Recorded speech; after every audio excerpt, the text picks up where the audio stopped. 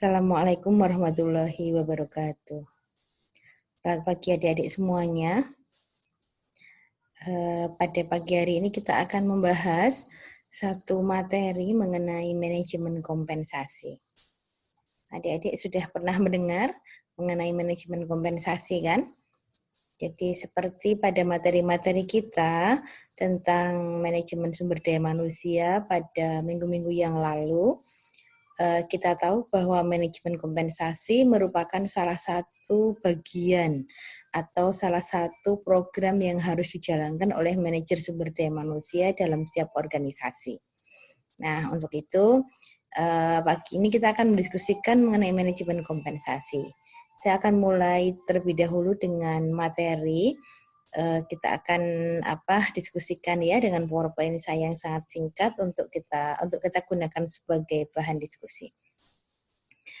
Baik, sebelum kita membahas mengenai materi kompensasi, kita mereview dulu ya. Jadi ada salah satu hadis riwayat Ibnu Majah yang berbunyi A'udzubillahi minasyaitonirrajim bismillahirrahmanirrahim.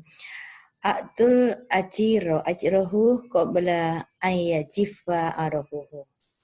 Nah, hadis tersebut artinya adalah berikanlah upah pekerja sebelum kering keringatnya. Nah, hadis ini bisa menjadi salah satu dasar ya di dalam memberikan kompensasi atau dalam memberikan kebijakan kompensasi bagi setiap organisasi. Baik, kita mulai ya dengan materi kompensasi. Adik-adik pernah mendengar perbedaan antara kompensasi, upah, kemudian gaji? Nah, kita akan bahas ya pada pagi hari ini. Oke. Nah, materi saya pertama, ini saya buka dengan salah satu statement ya, bahwa kompensasi itu harus dipandang sebagai human investasi. Artinya, kebijakan kompensasi yang diberikan oleh setiap organisasi itu harus dipandang sebagai investasi, bukan sebagai sebuah biaya. Kalau kita kenal bahwa SDM itu merupakan aset, SDM itu merupakan infrastruktur organisasi. Maka ketika kita bicara mengenai aset, maka biasanya kita akan ada istilah-istilah bukan biaya, namun adalah investasi ya. Artinya pengeluaran-pengeluaran yang diberikan kepada karyawan, salah satunya adalah kompensasi.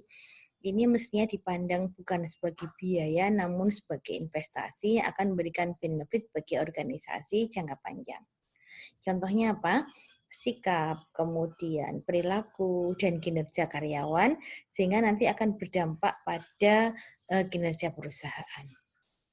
Nah, karena kompensasi ini merupakan human investasi, maka organisasi harus melakukan pengelolaan dengan sebaik mungkin, termasuk di dalam menetapkannya itu harus mengakomodasi kepentingan semua pihak. Semua pihak yang dimaksud di dalam statement ini adalah para stakeholder perusahaan, para stakeholder organisasi, karyawan, manajer, pemilik. Nah, ini merupakan bagian-bagian dari stakeholder yang perlu dipertimbangkan, termasuk juga stakeholder eksternal, seperti pemerintah, pesaing, dan seterusnya. Nah, ini penting ya, jadi perhatian terhadap stakeholder di dalam menetapkan kebijakan kompensasi ini menjadi poin tersendiri yang penting untuk dilakukan. Oke, saya lanjutkan. Nah, apa sih kompensasi ya? Apa sebenarnya kompensasi? Saya akan mendiskusikan definisi kompensasi ini berdasarkan rujukan buku referensi kita, yaitu buku Dassler, yang menyebutkan di sana, di dalam buku tersebut, bahwa kompensasi itu pada dasarnya merupakan semua bentuk bayaran yang diberikan oleh perusahaan kepada karyawan dan timbul dari hubungan kerja mereka. Artinya, segala bentuk penghargaan yang diberikan oleh organisasi, segala bentuk penghargaan yang diberikan oleh perusahaan kepada karyawan sebagai konsekuensi dari hubungan kerja antara karyawan dengan perusahaan. Nah, ini menurut Gary Dessler, nanti adik-adik bisa membaca dengan lebih detail di dalam bukunya. Kemudian berdasarkan pada definisi ini, kemudian dibagilah kompensasi itu menjadi 2 dimensi. Yang pertama adalah kompensasi yang sifatnya adalah finansial langsung, dan yang kedua adalah kompensasi yang bersifat non-finansial tidak langsung. Nah, kompensasi finansial langsung itu mencakup apa saja? Nah, salah satunya adalah upah. Kemudian gaji.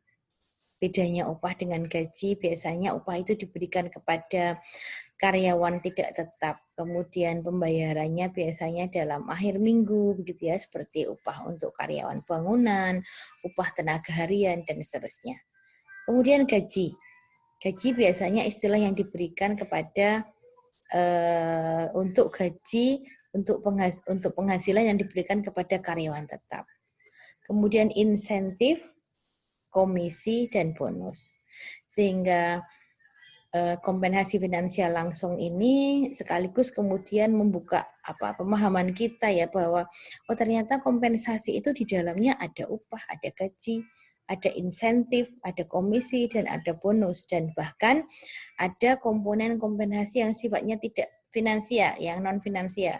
Contohnya apa? Tunjangan anak, tunjangan liburan, kemudian tunjangan hari raya, ya, sifatnya yang non finansial tidak langsung, tunjangan asuransi dan seterusnya. Nah, ini komponen dari kompensasi. Nah, kemudian kalau kita bicara tentang kompensasi seperti yang tadi saya sampaikan, maka berarti kita simpulkan bahwa gaji dan upah itu pada dasarnya adalah bagian dari kompensasi ya adik-adik semuanya. Jadi kalau kita rangkai dari definisi tadi, maka kita bisa sampaikan bahwa kompensasi itu adalah keseluruhan balas jasa yang diterima oleh kepegawai sebagai akibat pelaksanaan pekerjaan di organisasi, baik itu dalam bentuk uang atau lainnya. Contohnya gaji, upah, bonus, insentif, tunjangan kesehatan, tunjangan hari raya, uang cuti, uang makan, dan seterusnya.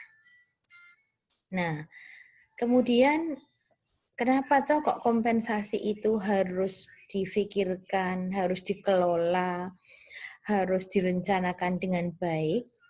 Karena pada dasarnya ketika perusahaan itu mengembangkan sistem kompensasi yang bagus, ini mereka memiliki tujuan, yaitu untuk menarik pegawai yang berkualitas, membangun komitmen karyawan, mendorong peningkatan pengetahuan dan keterampilan dalam upaya meningkatkan kompetensi organisasi secara keseluruhan. Ini secara teoritis. Secara mudahnya sebenarnya, ya ketika kita atau ketika perusahaan itu memiliki kompensasi yang bagus, yang kompetitif, maka pastilah bisa mempertahankan karyawan yang berkualitas, karyawan yang memiliki komitmen, sehingga kemudian keterampilannya akan meningkat, kinerjanya akan meningkat, sehingga organisasi juga akan meningkat kinerjanya. Nah, ini adik-adik tujuan dari kompensasi. Oke, kemudian kita lihat ya, bahwa kebijakan kompensasi ini harus selaras dengan strategi bisnis. Maksudnya apa? Adik-adik ketika kita bicara pada semester 1, adik-adik masih ingat ya, bahwa perusahaan itu kan memiliki rencana jangka pendek, rencana jangka menengah, rencana jangka panjang. Nah, kalau kita bicara rencana jangka panjang, itu kita sedang bicara mengenai rencana strategis organisasi. Nah, di dalam kebijakan kompensasi, maka harus ada keselarasan antara kompensasi yang diberikan dengan strategi bisnis. Nah, maksudnya apa? Bahwa kebijakan kompensasi yang diberikan itu bukan hanya sekedar untuk memenuhi tuntutan karyawan, namun harus memiliki sasaran strategis. Artinya apa? Ini harus dipikirkan ya, visinya, misinya, sasaran bisnis, dan seterusnya. Kalau visinya adalah untuk memberikan pelayanan yang excellent service misalnya ya, kemudian misinya adalah untuk memberikan layanan yang bagus ya, berarti kita harus kaitkan bagaimana sistem kompensasi yang mendorong ya pelayanan yang optimal. Nah, ini sebagai contoh. Oke, berikutnya arah dan kebijakan kompensasi. Nah, bagaimana agar kebijakan kompensasi itu memang benar-benar mendukung strategi bisnis? Maka ada 4 pertimbangan yang harus dilakukan. Yang pertama, tadi juga sudah disinggung ya, bahwa kompensasi ini harus sesuai dengan sasaran organisasi. Artinya, kalau memang organisasi itu ingin mendorong kinerja, ingin mendorong pelayanan yang excellent service, maka bagaimana kebijakan kompensasi itu harus mampu mendorong kinerja karyawan khususnya pada pelayanan. Kemudian alignment, competitiveness, dan kontribusi. Nah, kita bisa melihat definisinya pada slide-slide berikut. Nah, yang pertama, kompensasi ini harus sesuai dengan sasaran. Contohnya apa? Bagaimana strategi kompensasi dapat mendukung strategi bisnis dan adaptif dengan budaya serta tuntutan lingkungan internasional. Kita tahu bahwa dalam kondisi persaingan sekarang ini, tiap organisasi itu tidak hanya bersaing dengan perusahaan-perusahaan yang ada di lokal foreign ya, artinya yang ada di lokal. Tetapi juga mereka bersaing dengan produk, dengan sistem layanan yang sekarang ini memang dengan kecanggihan teknologi kita bisa bicara bahwa sebenarnya persaingan itu sudah tidak ada batas-batas antara bisnis lokal dan bisnis internasional begitu ya. Artinya perusahaan harus siap ya, harus siap bahkan bersaing dengan perusahaan-perusahaan yang multinasional, dengan perusahaan-perusahaan internasional. Franchise udah banyak di mana-mana ada di Indonesia. Bagaimana sistem penggajiannya, bagaimana sistem kompensasinya, itu hari depan mata. Artinya perusahaan yang lokal ini juga harus memperhatikan sistem kompensasi yang diterapkan oleh perusahaan-perusahaan yang memang mereka memiliki host country di luar negeri. Oke. Yang kedua, alignment. Nah, alignment ini punya maksud bahwa apakah jenis dan tingkatan skill serta jabatan atau pekerjaan itu memiliki konsekuensi pada perbedaan tingkat kompensasi. Artinya apa? Setiap organisasi ini harus mempertimbangkan kesesuaian antara skill, kemudian jabatan dengan perbedaan tingkat kompensasi. Jangan sampai ada istilah bagi toh bagi deal, dibagi rata, dibagi adil ya.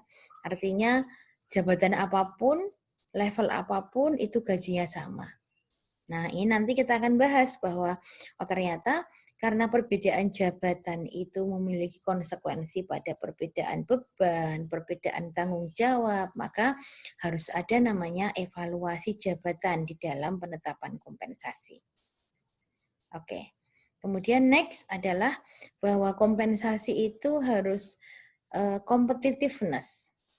Competitiveness itu artinya adalah bahwa mereka juga perusahaan-perusahaan yang menetapkan kompensasi itu harus memiliki daya saing. Artinya kebijakan kompensasi yang diberikan itu harus kompetitif ya, harus kompetitif dengan kebijakan kompensasi yang diberikan oleh perusahaan lain. Sebagai contoh, kalau di Jogja kita melihat ya sekarang ini banyak mall ya, artinya mall yang dikelola oleh jaringan internasional ataupun mall-mall yang lokal bis ya. Kalau misalnya kita lihat Ramai Mall, kemudian Samijaya di Malioboro, kemudian mungkin butik-butik lokal, kemudian juga seperti Matahari ya, dan Matahari yang di mana-mana yang di Jogja itu.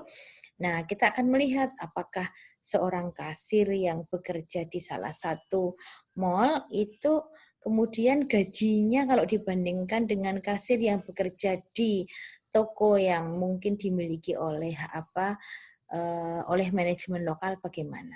Ini daya saing. Kenapa kita harus memperhatikan daya saing? Kenapa perusahaan harus memperhatikan daya saing? Karena karyawan ini mereka memiliki jejaring komunikasi yang kuat. Artinya, mereka akan membandingkan tentang apa yang dia korbankan untuk perusahaan dengan apa yang dia terima, dan dia akan bandingkan itu dengan apa yang dikorbankan dan diterima oleh orang lain yang bekerja di perusahaan lain. Nah, ini namanya competitiveness. Artinya kalau kita ingin merekrut, kalau kita ingin mempertahankan karyawan yang berkualitas, maka perusahaan harus memikirkan ini. Artinya bagaimana menetapkan kompensasi yang memiliki daya saing begitu. Oke, next ya. Kemudian ada lagi perhatian yang harus dilakukan bahwa apakah gaji ataupun kompensasi itu akan ditetapkan berdasarkan kinerja individual atau kinerja tim, atau mungkin gaji atau kompensasi itu berdasarkan pada pengalaman kerja, atau berdasarkan pada continuous learning yang dilalui karyawan, atau berdasarkan peningkatan keterampilan yang dimiliki, atau berdasarkan pada penyesuaian biaya hidup atau kinerja unit atau perusahaan. Nah, ini menjadi pertimbangan-pertimbangan ya ketika Departemen SDM, ketika manajer SDM itu akan mengevaluasi, akan menetapkan, akan mendesain sistem kompensasi yang tepat. Tentunya akan disesuaikan dengan karakter bisnis, disesuaikan dengan karakter persaingan, dan yang lain-lain. Baik. Nah, adik-adik masih ingat dengan teori yang diperoleh pada materi yang ada di semester 2 tentang teori manajemen. Kita mengenal beberapa teori manajemen ya. Salah satunya adalah teori motivasi, kemudian teori kepuasan, dan teori keadilan. Nah, di dalam kebijakan kompensasi, manajer SDM ini juga mempertimbangkan 3 poin ini. Yang pertama adalah teori motivasi, yang kedua teori kepuasan, dan yang ketiga teori keadilan. Kita contohkan teori motivasi ya. Teori motivasi, teori motivasi kita mengenal ya bahwa seorang karyawan itu bekerja karena ada driver dari dalam ya, ataupun dari luar yang mendorong dia untuk bekerja karena kebutuhan contohnya. Kalau kita mengenal ada need achievement, kemudian kebutuhan untuk afiliasi, kemudian kebutuhan untuk growth, pertumbuhan. Nah, ini merupakan salah satu teori motivasi. Kemudian kalau kita merujuk teori yang lain, teorinya Maslow ya, bapak teori motivasi kita. Maslow membagi teori motivasi itu kan menjadi 5 ya. Nah, salah satu yang terkait dengan teori kompensasi ini adalah kebutuhan fisiologis. Artinya kenapa orang bekerja, kenapa orang melakukan sesuatu, kenapa orang termotivasi untuk bekerja dalam satu organisasi, karena kebutuhan dasar manusia salah satunya, yaitu adalah untuk memenuhi kebutuhan hidup ya.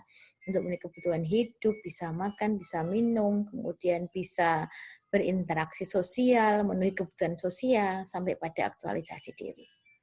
Nah, ini yang menjadi salah satu ya pertimbangan bagi siapa? Bagi manajer SDM, bagi pimpinan perusahaan yang akan membangun teori, yang akan membangun kebijakan kompensasi.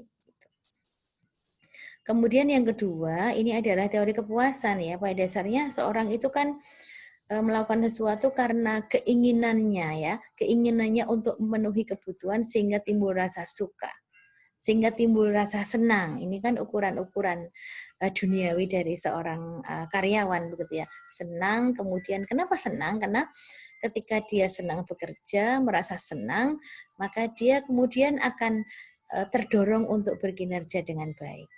Ya. Nah, kemudian teori yang ketiga adalah teori keadilan. Nah, coba kita lihat teori keadilan bahwa setiap karyawan atau setiap individu ini akan terdorong untuk mempertahankan keseimbangan antara apa yang mereka rasakan dan imbalan mereka.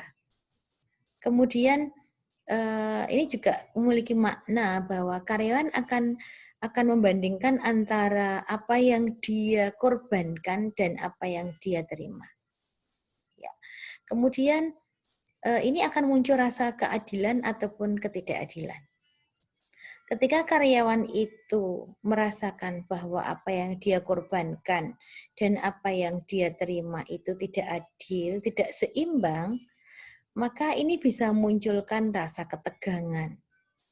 Kemudian atau dorongan ya, kemudian dorongan untuk mengurangi ketegangan dan ketidakadilan yang dirasakan. Nah, persepsi tentang gaji yang diterima itu tidak adil, upah yang diterima tidak adil, kompensasi yang diterima tidak adil, itu akan memicu ketegangan atau bahkan kemudian akan mengurangi intensitas ya, akan mengurangi intensitas engagement karyawan pada organisasi. Sehingga kenapa teori keadilan ini menjadi salah satu pertimbangan ya bagi setiap pimpinan, bagi setiap manajer sumber daya manusia yang mengevaluasi kebijakan kompensasi. Oke. Ada pertanyaan sebelumnya? Oke, kalau belum saya lanjutkan terlebih dahulu. Nah, adik-adik coba kita lihat. Ada pertanyaan ya, apakah kebijakan kompensasi itu mendukung strategis perusahaan? Nah, kalau dari awal kita membicarakan bahwa kompensasi itu harus strategis loh.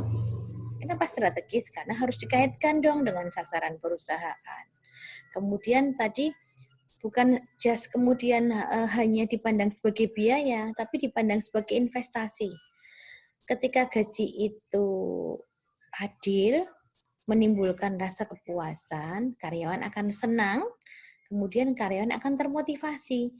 Kemudian dia akan secara terus-menerus menginvestasikan tenaganya, pikirannya, kontribusinya pada perusahaan.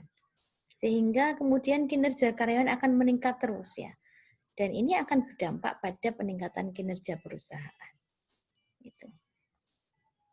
Kemudian perusahaan juga harus mempertimbangkan kira-kira perilaku dan keterampilan seperti apa sih yang dibutuhkan oleh karyawan.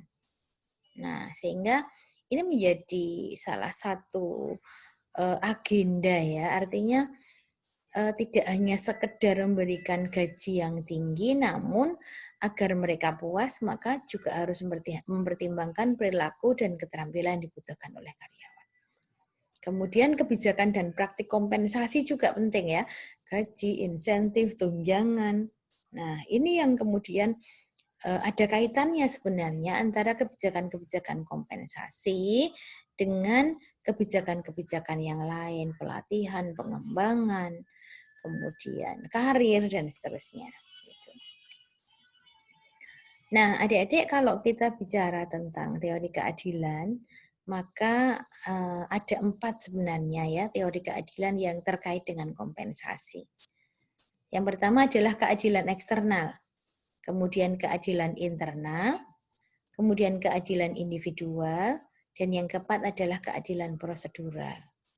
Memang ini tidak selesai ya kalau diskusinya tentang keadilan ini kalau diberi contoh, tapi nggak apa-apa, kita akan sekilas membahas mengenai teori keadilan ini. Meskipun tadi sudah saya singgung ya, keadilan eksternal ini berarti apakah kompensasi yang diberikan, yang ditetapkan oleh perusahaan itu memenuhi keadilan eksternal. Artinya sebanding dengan kompensasi yang diberikan oleh perusahaan lain kepada karyawan. Artinya ini membandingkan tadi ya, kalau ada 2 hotel maka kemudian karyawan akan membandingkan apakah gaji dia sama dengan gaji karyawan lain yang bekerja di perusahaan lain dengan jabatan yang sama. Sementara keadilan internal ini lebih pada apakah perbedaan skill, perbedaan posisi jabatan, kemudian perbedaan tanggung jawab, ini kemudian sebanding dengan perbedaan kompensasi yang diterima oleh karyawan. Nah, kemudian ada juga keadilan individual dan keadilan prosedural. Artinya bagaimana peraturan-peraturan kompensasi ini disosialisasikan ya kepada karyawan. Oke, ini tadi sudah kita bahas ya. Dan kita bahas mengenai tahapan pengembangan strategi kompensasi. Jadi inilah tahapan ya. Setiap perusahaan yang akan mengembangkan sistem kompensasi yang bagus, ini setidaknya ada 4 poin besar yang dilakukan. Yang pertama adalah bagaimana kebijakan kompensasi yang dilakukan itu punya konsekuensi nanti ya. Nah, implikasi kompensasi apa aja sih ya? Bagaimana persaingannya, budaya, sosial politik, kemudian kebutuhan yang dimiliki oleh para karyawan yang bekerja, kemudian sistem MSDM lain. Faktor-faktor ini menentukan kebijakan kompensasi yang diterapkan. Kemudian yang kedua adalah kesesuaian kompensasi dengan strategi yang tadi dibahas ya. Harus sesuai dengan visi, misi, harus adil, harus kemudian memiliki daya saing, kemudian mempertimbangkan kontribusi karyawan, dan seterusnya. Kemudian yang ketiga adalah strategi implementasinya. Nah, tahapan ini adalah bagaimana Departemen SDM, manajer SDM ini mendesain sistem kompensasi yang mampu mengartikulasikan strategi ya pada tindakan-tindakan kompensasi yang tepat. Artinya bagaimana sih paket kompensasi, misalnya gaji pokok, kemudian tunjangannya seperti apa, kemudian insentif yang diberikan seperti apa. Ini mesti harus fit ya, mesti harus cocok dengan keinginan perusahaan untuk mencapai strategi bisnis. Kemudian yang keempat, menilai ulang kesesuaian ya, artinya perusahaan harus selalu mengevaluasi kebijakan kompensasi. Oke. Kemudian ada beberapa poin yang mungkin kita lewatkan saja ya. Nanti diskusinya kita bisa lanjutkan di e-learning dengan diskusi. Ini saya skip saja karena sudah tadi secara detail sudah dibahas. Nah, ini adik-adik. Kita lihat slide yang ini. Kompensasi yang diberikan oleh organisasi ini mestinya tidak hanya sekedar memenuhi kebutuhan dasar karyawan, pertimbangannya. Tapi bagaimana kebijakan kompensasi yang diberikan oleh organisasi ini bisa mendorong ya kinerja karyawan. Sehingga istilahnya bagaimana sih namanya performance based compensation.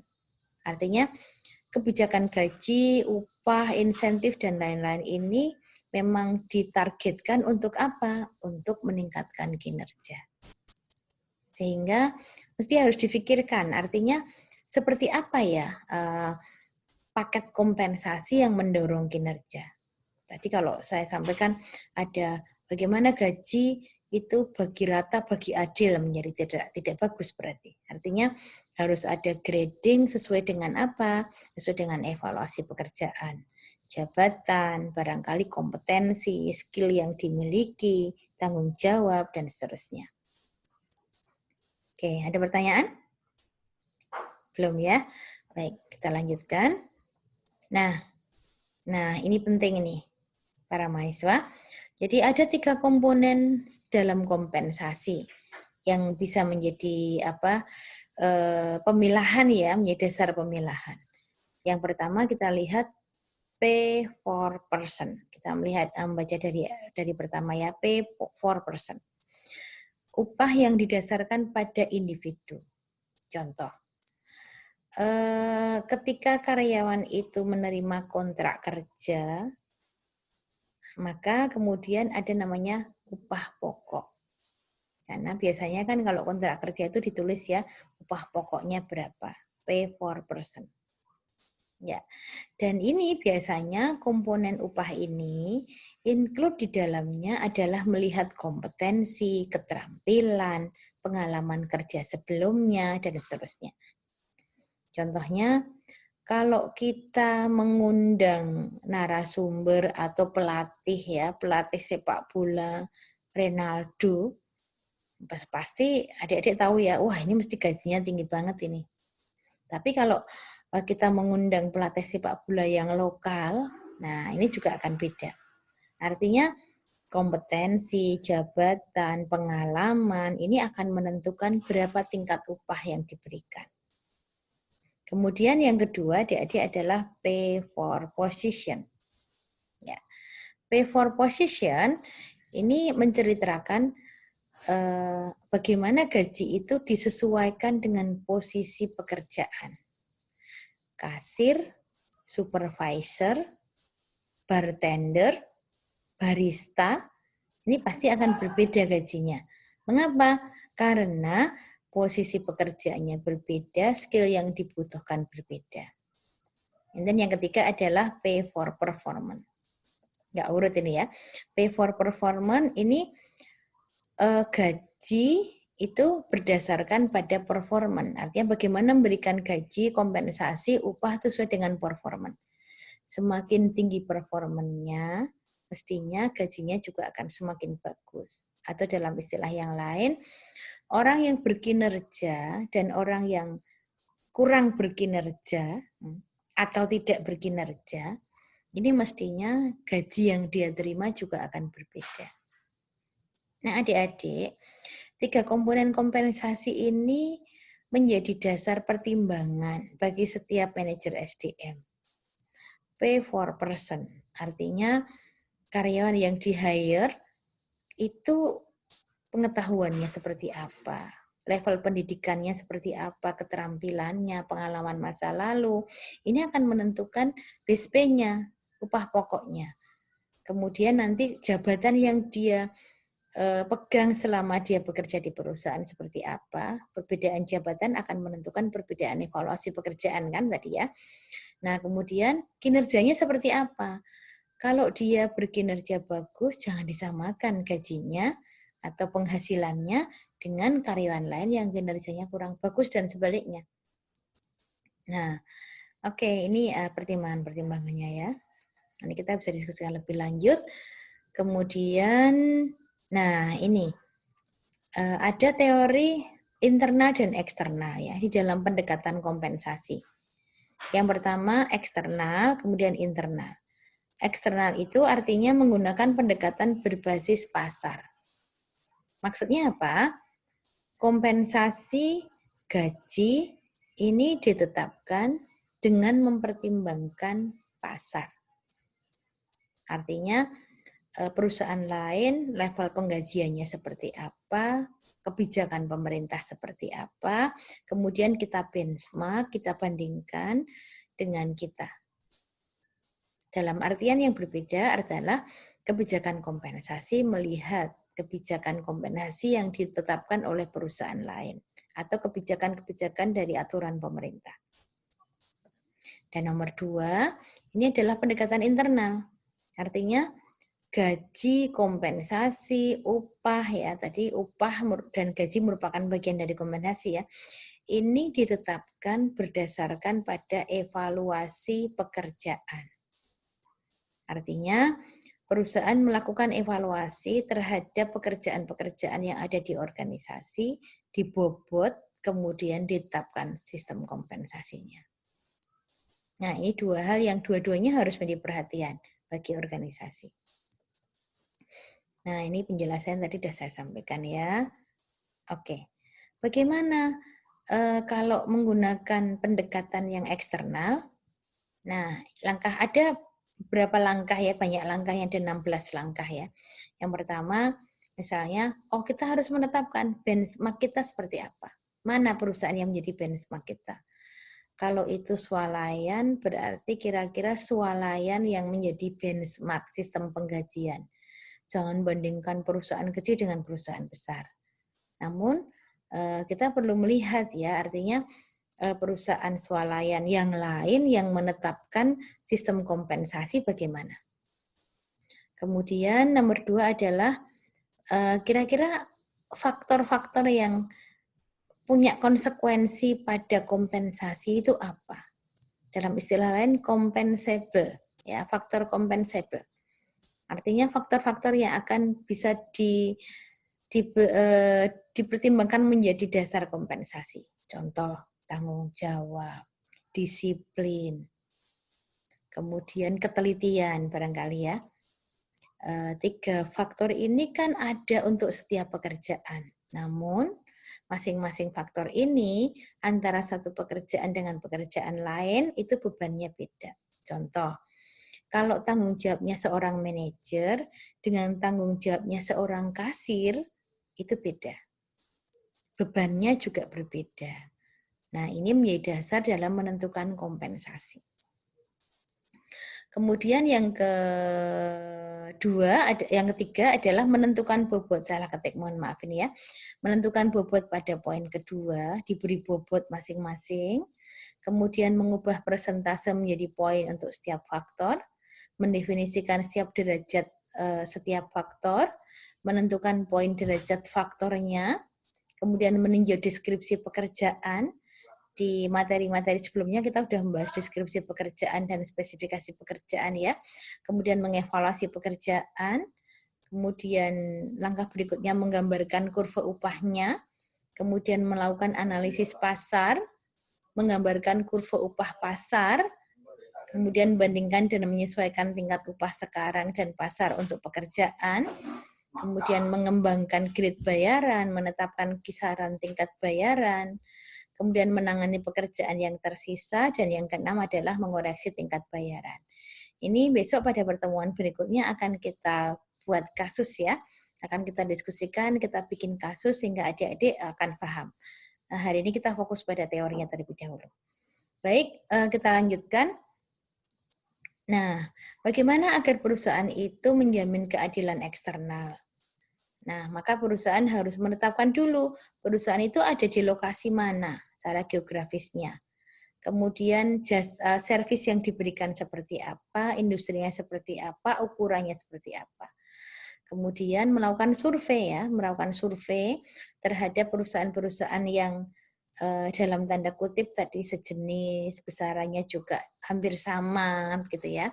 Kemudian karakter servis yang diberikan atau core bisnisnya juga hampir sama, di lokasi yang sama. Jangan bandingkan perusahaan yang ada di Jakarta dengan perusahaan yang ada di daerah lain gitu. Nah, kemudian kita lihat average-nya, minimalnya, maksimumnya. Nah, kemudian kita harus positioning nih, artinya perusahaan harus positioning. Kalau ingin excellent service dan excellent performance tentunya kemudian perusahaan akan mengambil yang rata-rata tertinggi begitu ya. Jadi jangan mengambil yang rata-rata terendah. Kalau standar deviasinya antara 1 juta dengan 5 juta, jangan ambil yang 1 juta. Artinya yang rata-rata tertinggi gitu. Nah, ini untuk menjamin keadilan eksternal. Nah, oke. Kemudian langkah berikutnya melakukan evaluasi jabatan. Kemudian kita skip saja ya. Kemudian, nah inilah metode evaluasi pekerjaan. Pada dasarnya ada banyak metode, namun yang secara umum digunakan adalah 4 metode ya. Yang pertama adalah menggunakan ranking method, kemudian yang kedua adalah job classification, kemudian point method, kemudian yang keempat adalah computerized system. Untuk yang ranking method ini sederhana, artinya Departemen SDM atau manajer SDM menjumlahkan jumlah pekerjaan, kemudian dibikin ranking. Mana yang grade pertama, grade kedua, dan seterusnya. Nah, besok kita akan simulasi untuk hal ini, nah secara detail. Kemudian yang kedua, job classification, artinya perusahaan menetapkan dulu ya kelas pekerjaan dulu. Artinya dalam satu organisasi itu akan dibagi menjadi berapa kelas, kemudian ada berapa jumlah pekerjaan dimasukkan ke dalam kelas-kelas jabatan. Dan yang ketiga untuk point method diberi poin uraian pekerjaan-pekerjaan kunci yang bisa membedakan antara satu pekerjaan dengan pekerjaan lain, atau istilah yang tadi saya sampaikan adalah compensable faktornya. Atau nomor 4 adalah dengan menggunakan sistem komputerisasi. Sekarang ini sudah ada payroll system dan seterusnya ya. Nah, oke. Baik, kemudian bagaimana dengan kombinasi manajerial? Ini agak berbeda ya, karena kalau kombinasi manajerial ini biasanya ada 3 hal ya yang dipertimbangkan. Yang pertama, mesti ada evaluasi pekerjaan manajerial. Kemudian biasanya ada standar untuk kompensasi eksekutif dan manajer akan berbeda. Misalnya dengan sistem tantiem. Artinya kalau bisnis itu besar, biasanya kalau bisnis sukses, maka berapa fee yang diberikan kepada para eksekutif, misalnya 2% atau 5% dari total profit yang dicapai oleh perusahaan.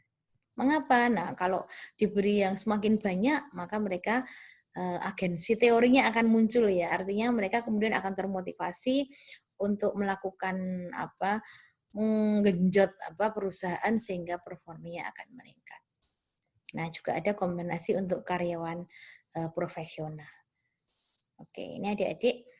Nah, kemudian ada lagi ya, pada pertemuan yang akan datang kita akan membahas juga tentang bagaimana jika kompensasi itu mendasarkan pada kinerja. Kemudian juga kita akan bahas juga tentang bagaimana insentif ya, dan juga bagaimana tunjangan atau benefit karyawan. Namun pada pertemuan hari ini sampai di sini saja. Kemudian untuk diskusi saya akan berikan beberapa pertanyaan yang nanti akan saya share ke my class kita ya. Kemudian kita akan diskusi di sana. Oke, masih ada waktu sedikit. Adakah pertanyaan dari adik-adik semuanya yang hebat-hebat ini dan selalu sehat? Oke, tidak ada pertanyaan ya? Baiklah. Baik, kalau tidak ada pertanyaan, marilah pertemuan pada pagi hari ini kita akhiri dengan baca Alhamdulillah bersama. Alhamdulillahirrahmanirrahim ya. Jaga sehat, jaga semangat ya. Sampai ketemu pada pertemuan offline ya. Oke, Assalamualaikum warahmatullahi wabarakatuh. Dadah.